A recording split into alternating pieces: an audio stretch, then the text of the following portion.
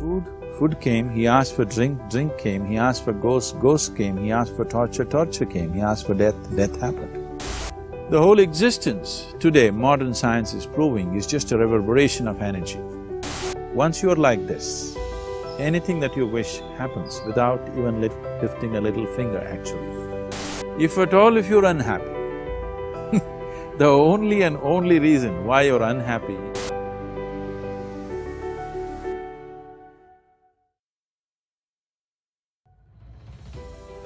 everything we as human beings have created on this planet was essentially first created in our minds.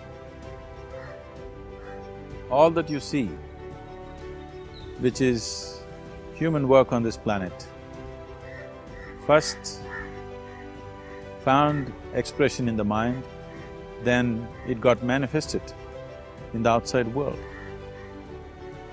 So one thing we need to understand is, the wonderful things that we have done on this planet and the horrible things that we have done on this planet, both have come from the human mind.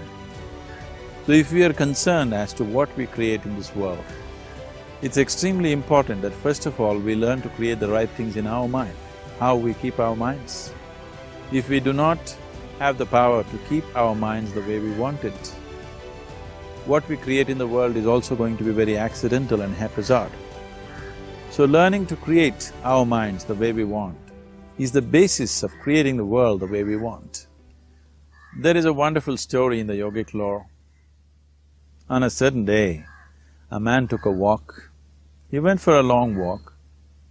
Accidentally, unawares, he walked into paradise. Fortunate, isn't he? He just took a walk and he landed up in paradise. After this long walk, he felt little tired.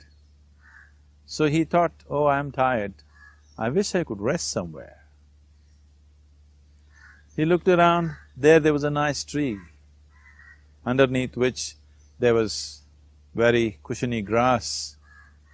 So it was inviting. He went and put his head down there and slept.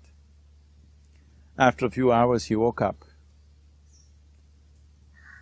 well rested, and he thought, oh, I'm well rested, but I'm feeling hungry, I wish I had something to eat. And he thought about all the nice things that he ever wanted to eat in his life. And instantly, all those things appeared in front of him. You need to understand, there the service is like that. Hungry people don't ask questions. Food came and he ate. Stomach became full. Then he thought, oh, my stomach is full, I wish I had something to drink. All the nice things that he ever wanted to drink, he thought about it and all of them just appeared in front of him. Drinking people also don't ask questions, so he drank. Now with a little bit of alcohol in him, you know Charles Darwin told you, all of you are monkeys, your tail fell away. Not me, Charles Darwin told you that you were all monkeys and your tail fell away and then you became human. Yes, definitely the tail fell away, but the monkey… In yoga, we always refer to an unestablished mind as markata, which means a monkey. Why we are referring to the mind as a monkey is, what are the qualities of a monkey? One thing about a monkey is, it's unnecessary movement. And another thing about the monkey is, if I say you're monkeying somebody, what does it mean? Imitation. Monkey and imitation have become synonymous. So these two essential qualities of a monkey are very much the qualities of an unestablished mind. Unnecessary movement, you don't have to learn it from the monkey, you can teach it to the monkey. And imitation is full-time job of the mind. So when these two qualities are on, a mind is referred to as a monkey. So this monkey became active within him. He just looked around, thought, what the hell is happening here? I asked for food, food came. I asked for drink, drink came. There must be ghosts around here, and ghosts came. Oh, the ghosts have come, they're going to surround me and torture me, he thought. Immediately the ghosts surrounded him and started torturing him. Then he started screaming in pain and said, oh, they're going to kill me, and he died. Just now he said he's a fortunate being. The problem is he was sitting under a kalpavriksha or a wishing tree. He asked for food, food came, he asked for drink, drink came, he asked for ghost, ghost came, he asked for torture, torture came, he asked for death, death happened. Now don't go looking for these kalpavrukshas in the forest. You can barely find a tree these days. A well-established mind, a mind which is in a state of samyukti, is referred to as a kalpavriksha. If you organize your mind to a certain level of organization, it in turn organizes the whole system. Your body, your emotion, your energies, everything gets organized in that direction. Once all these four dimensions of you, your physical body, your mind, your emotion and the fundamental life energies are organized in one direction, once you're like this, anything that you wish happens without even lifting a little finger actually. It would help to assist it with activity, but even without doing any activity, you can still manifest what you want if you organize these four dimensions in one direction and keep it unwavering in that direction for a certain period of time. Right now the problem with your mind is, every moment it is changing its direction. It is like you want to travel somewhere and every 2 steps if you keep changing your direction, the question of you reaching the destination is very remote unless it happens by chance. So, organizing our minds and in turn organizing the whole system and these four basic dimensions of who you are right now in one direction, if you do this, you are a kalpavruksha yourself. Anything that you wish will happen. But right now, if you look at your lives, everything that you have wished for till now, if it happens, you're finished. Everything and everybody that you have desired for, if all of that lands up in your house today, could you live with that? So if you want to become empowered, it is also important that you become responsible as to what you ask for and what you don't. Right now the world situation is just this, we are hugely empowered with technology. Today it doesn't take six billion people to destroy this planet. One man by pressing the wrong button can destroy the whole planet. When we are empowered like this, it's very important that our physical action, emotional action, mental action and energy actions are controlled and properly directed. If it is not so, we become destructive, self-destructive. Right now, that is our problem. The technology, which is supposed to make our life beautiful and easy, has become the source of all the problem that we are destroying the very basis of our life, which is the planet. So what should have been a boon, we are making a curse out of it. What has brought incredible levels of comfort and convenience to us in the last 100 years or so has also become a threat to our life simply because we are not conscious action, we are in a compulsive state of action. So organizing our minds fundamentally means moving from a compulsive state of activity to a conscious state of activity. You might have heard of people for whom they asked for something and beyond all expectations it came true for them. Generally this happens to people who are in faith. Now, let's say you want to build a house. If you start thinking, oh, I want to build a house, to build a house I need 50 lakhs, but I have only 50 rupees in my pocket, not possible, not possible, not possible. The moment you say not possible, you're also saying I don't want it. So on one level, you're creating a desire that you want something, on another level, you're saying I don't want it. So in this conflict, it may not happen. Someone who has some faith in a god or in a temple or whatever, who is simple-minded, faith works only for those people who are simple-minded. Thinking people, people who are too much thinking, for them it never works. A childlike person who has a simple faith in his god or his temple or whatever, he goes to the temple and says, Shiva, I want a house. I don't know how, you must make it for me. Now in his mind there are no negative thoughts. Will it happen? Will it not happen? Is it possible? Is it not possible? These things are completely removed by this simple act of faith. Now he believes Shiva will do it for him and it will happen. So is Shiva going to come and build your house? No, I want you to understand, God will not lift his little finger for you. What you refer to as God is the source of creation.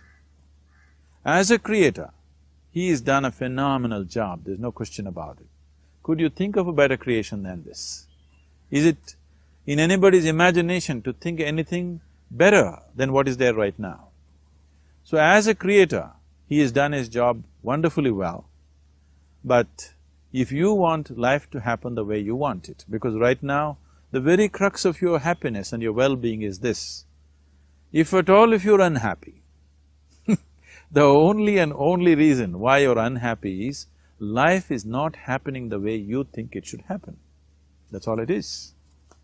So if life is not happening the way you think it should happen, you're unhappy. If life happens the way you think it should happen, you are happy. It's as simple as that. So if life has to happen the way you think it should happen, first of all, how you think, with how much focus you think, how much stability is there in your thought, and how much reverberance is there in the thought process will determine whether your thought will become a reality or is it just an empty thought. Or how you do not create any impediments for your thought by creating negative thought process. Is something possible or not possible? Is destroying humanity. What is possible and not possible is not your business, it's nature's business. Your business is just to strive for what you want. Right now you're sitting here, if I ask you two simple questions, I want you to just look at this and answer this. Right now from where you're sitting, can you just fly off? You say no. Right now from where you're sitting, can you get up and walk? You'll say yes. What is the basis of this? Why you say no to flying and yes to walking? Because past experience of life, many times you've gotten up and walked, never did you fly off. Or in other words, you're using the past experience of life as a basis for deciding whether something is possible or not possible. Or in other words, you have decided that what has not happened till now cannot happen in your life in future. This is a disgrace to humanity and the human spirit. What has not happened till now on this planet can happen tomorrow. Human beings are capable of making it happen tomorrow. So what is possible and what is not possible is not your business. That is nature's business. Nature will decide that. You just see what is it that you really want and strive for that. And if your thought is created in a powerful way, without any negativity, without any negative thoughts bringing down the intensity of the thought process, it will definitely manifest. The whole existence today, modern science is proving, is just a reverberation of energy. It is a vibration. Similarly, your thought is also a vibration. If you generate a powerful thought and let it out, it will always manifest itself. So generally, people are using faith as a means to remove the negative thought. Today, once you have become thinking human beings, your faith is not too deep. It doesn't matter how much faith you think you have, somewhere doubts always crop up. Right now, the way your minds are made, this moment, if God appears right here, you will not surrender to Him. You will want an investigation whether He is really God or not. With this kind of mind, you should not waste your time on faith. So there is an alternative, which is commitment. If you simply commit yourself to creating what you really care for, now once again, your thought gets organized in such a way, there is no such thing as whether it's possible or not possible. There is no hurdle in your thought process. Your thought flows freely towards what you want. Once this happens, making it happen will also naturally follow. So to create what you really care for, first and foremost thing is that what you want must be well manifested in your mind, that this is what I want.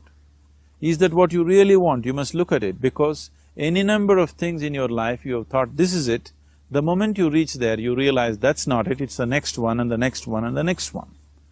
So what is it that one really wants is one thing. First of all, we must explore. Once that is clear, and we are committed to creating it, now there is a continuous process of thought in that direction. Once you can maintain a steady stream of thought without changing direction, definitely this is going to happen in your life, or it will definitely manifest as a reality in your life. So, either you make this human form into a kalpavriksha, or you make it into one big mess, which is happening all over. One reason why we have not created the kind of world that all of us would want to live in is, too many people are busy looking up. Too many people are interested in other planets, they're not interested in this planet. For every aspect of their life, they're checking out with other planets. And further, too many people are in service of heaven, they're not on service of this earth. I think right now we need people who are in service of this earth, not heaven. I believe if heaven is closer to divine than where we are, if that is so, I believe they're little more organized than us, they don't need help from us. This has been a major problem on the planet. Anything that is valuable for a human being, anything that is good, the highest aspects of human life have unfortunately been exported to heaven. For example, if you say love, people say God is loving. We do not know whether God is loving or not. Human beings are capable of love. It is very, very important that people understand human beings are capable of love, human beings are capable of compassion, human beings are capable of joy and blissfulness. All the good things that are possible for a human being, unfortunately have been exported to heaven. If we want to create the kind of world that we want to, we need to understand whatever you refer to as God, the idea of God has entered our mind only because we have seen creation around us. Because there is creation, we have assumed a creator. God is a great creator. What you refer to as God is a source of creation. That source of creation has not failed us, has done a fantastic job. But now the question is about management. If you want to leave the management in the hands of the Creator, He will manage it in His own way, according to His agenda. But that's not what you want. You want life to happen the way you want it. Now, for example, let's say all of you here are the India soccer team for the next World Cup, and I am the coach. So these next 4 years, everything that you need to know about football is taught to you. Everything that I know about football is poured into you in so many ways. Now, the time to play the match has come. You're on the field and the ball comes near your foot, but you look at me, then it's no good. You've seen those coaches sitting there and boiling, nothing happens. Because now, once you're on the field, it's your job. So this is the same thing. The Creator has done a fantastic job. Now you're here, it is for you and me to see how to manage this, how we want it, how to keep this world, how… in what condition would all of us enjoy it best is something that we have to look at. So at every stage in our life, we tend to think, this is it. If this one thing happens, everything will be fine with my life. You reach there and you realize that's not it, and you postpone it to something else and something else. This is going on. The first and foremost thing is, you must be clear what is it that you really want. If you do not know what you want, the question of creating it doesn't arise. If you look at what you really want, What every human being wants is, he wants to live joyfully, he wants to live peacefully. In terms of its relationships, he wants it to be loving and affectionate. Or in other words, all that any human being is seeking for is pleasantness within himself, pleasantness around him. If this pleasantness, if it happens in our body, we call this health and pleasure. If it happens in our mind, we call this peace and joy. If it happens in our emotion, we call this love and compassion. If it happens in our energy, we call this blissfulness and ecstasy. This is all that a human being is looking for. Whether he is going to his office to work, he wants to make money, build a career, build a family, he sits in the bar, sits in the temple, he is still looking for the same thing. Pleasantness within, pleasantness around. If this is what we want to create, I think it's time we addressed it directly and commit ourselves to creating it. So you want to create yourself as a peaceful human being, joyful human being, loving human being, a pleasant human being on all levels. And do you also want a world like this? A peaceful world, a loving world, a joyful world? No, I want greenery, I want food. When we say a joyful world, that means everything that you want has happened. So this is all that you're looking for. So all that you need to do is commit yourself to creating it, to create a peaceful, joyful and loving world, both for yourself and everybody around you. Every day in the morning, if you start your day with this simple thought in your mind, that today, wherever I go, I will create a peaceful, loving and joyful world. If you fall down 100 times in the day, what does it matter? For a committed man, there is no such thing as failure. If you fall down 100 times, 100 lessons to be learnt.